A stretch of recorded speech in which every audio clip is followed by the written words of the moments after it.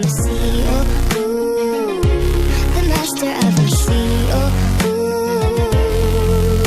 I was broken from a young age, taking my soul into the masses, writing my poems for the few that looked at me, took to me, shook to me, feeling me, singing my heartache from the pain, taking my. สบายดีเนาะมื้อนี้ก็มาอยู่กับช่องของทอมนี่ช่องของทอมนี่ล่ะที่มารีวิวด้วยครับการเติมสกินแสงดาวด้วยเพชรเข้ามาแสงดาวแล้วจะเห็นว่าคำว่าซื้อนี่กดเข้าไปนี่ก็คือสมิติแสงดาวไฟสีฟ้านี่กันสมิติแสงดาวธรรมดานี่สมิติแสงดาวพาสตัวปกติกับตัวพาสต่างกันว่าตัวพาสแหละเติมมามันจะเปิดให้เองเลยเขาบอกให้รีบเลยแต่ตัวเติมสมิติแสงดาวเขาจะต้องเฮ็ดภารกิจเอามันจะเปิดให้ครั้งแรกมันจะเป็น395เพชรขอแนะนำเลยเติมครั้งแรกให้เติมผ่านด้วยเพชรนี่ละ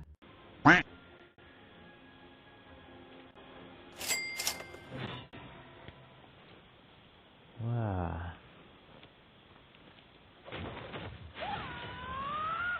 Wipe out all the injustice in the world.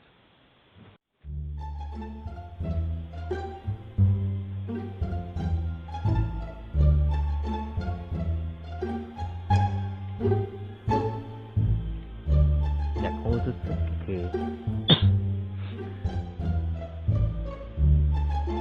อันนี้ล่ะกล่องนี่แหละพออยากรู้สุดมันเป็นอะไรอย่างเนี้ยที่ลองซื้อบ้างแล้วกล่องสมบัติแสงดาวที่ลองซื้อไป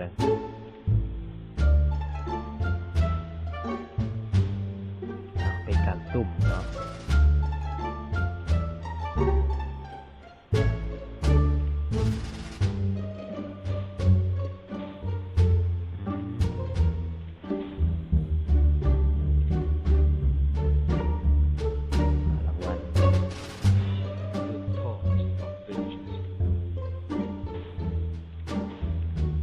เลยไว้เรื่อยๆคลิปยาวเกิน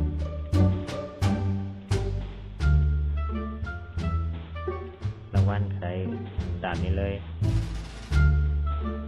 ก็ถือว่าคุ้มได้นี่ได้ตัวสุ่มฟรีเข้าส่วน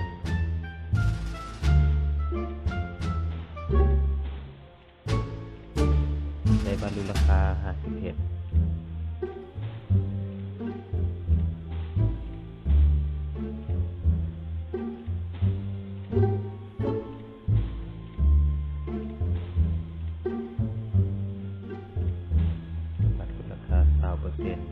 โอ้แหง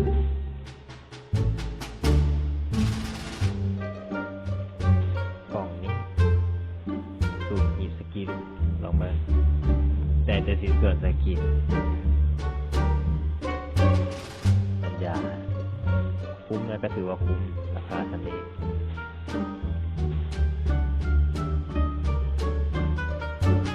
ถ้าเติมแสงดาวผ่านทางโคดาซอฟจะเสียอยู่ 84,000 กีบแต่ว่าถ้าเติมทางนี้จะเสียเพียง50,000นี่คือเห็นหมู่หลายคนแอดมาถามทาง Facebook ว่าสิได้เพจนี้จักก้อนเผื่อจะมาแลกสกินฮีโร่ที่นี่ก็สิกดทับเลยครับแล้วบอกว่าได้เพชรเม็ดเดียว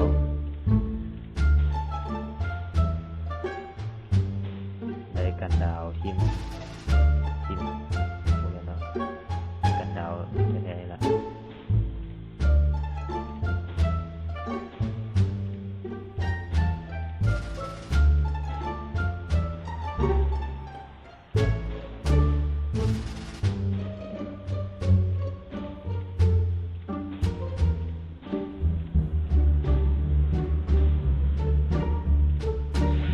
ฟ้า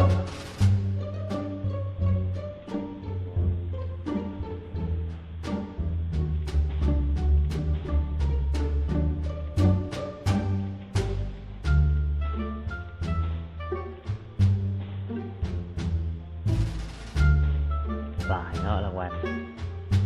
เบิ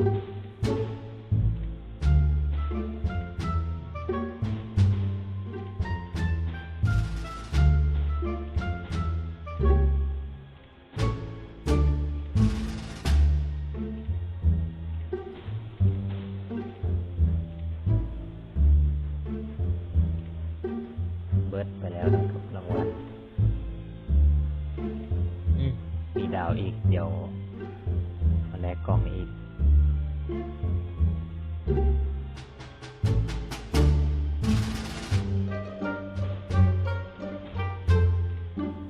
บนไอซับออกยากขนาดเลย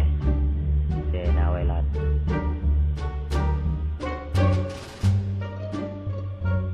เกือบถึงดาวกับมีซิปตามนี้เลยมีกิโลปี6ตัวกับสกินปี6ตัว10-30 วันและจะเปลี่ยนฮีโร่และสกินไม้ฮอลลินทุกอาทิตย์ส่วนรางวัลพวกนี้จะหาเพียงครั้งเดียว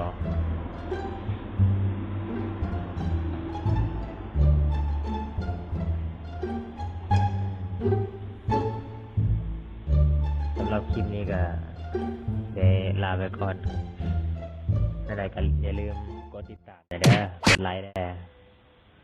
ฝากเป็นกำลังใจให้เด้อจะได้เฮ็ดคลิปต่อไปออกมาใหม่อีกบาย